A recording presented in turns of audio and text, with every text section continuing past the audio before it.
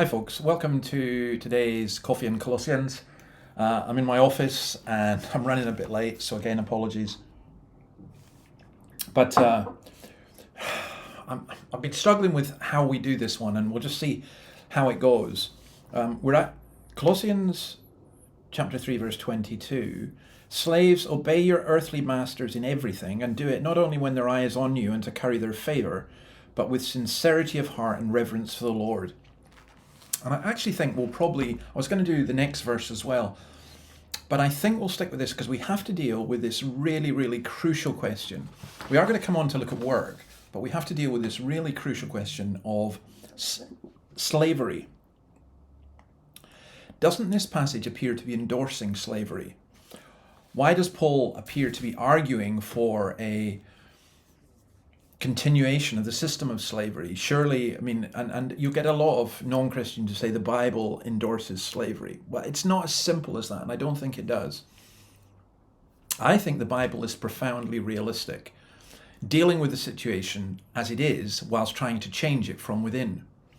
Paul himself preached freedom from the old inequalities, but how did that work in a society where those inequalities remain unchanged? I think this is really important because it's how we live as Christians in an imperfect world, in an imperfect society.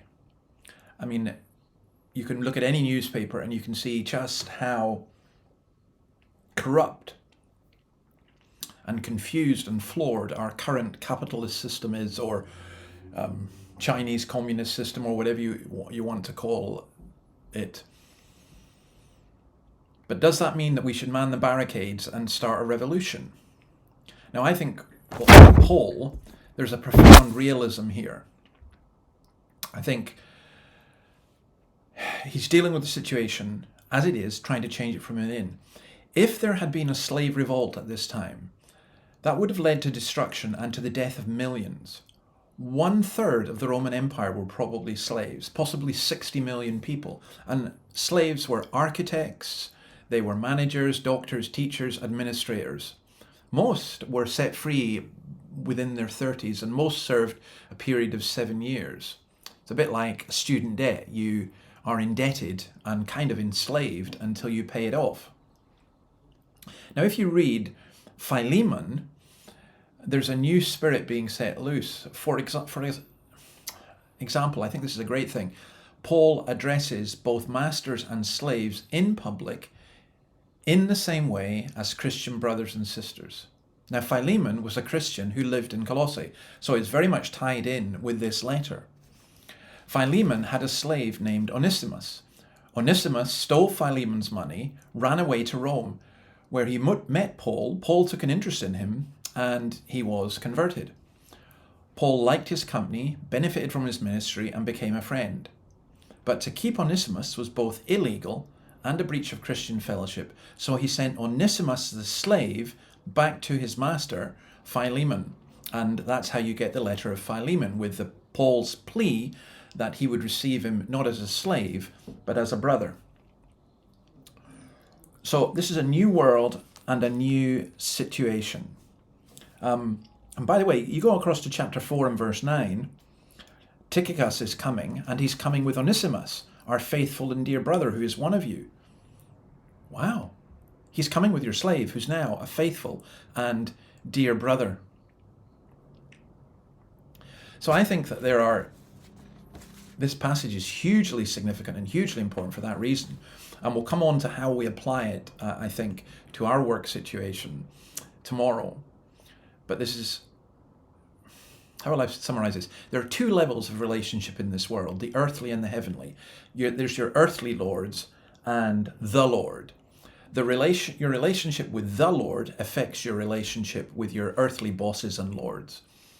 In 1 Corinthians chapter 7, let me just get this, verse 21. Were you a slave when you were called? Don't let it trouble you, though if you can gain your freedom, do so. For the one who was a slave when called to faith in the Lord is the Lord's freed person. Similarly, the one who is free when called is Christ's slave. He's saying to slaves, really, you've now been set free. And he's saying to people who are free, actually, you've become Christ's slaves. So there's an equalizing effect of the gospel. This is the glory of the gospel at a wider level, that it has something to give in the worst situations we experience.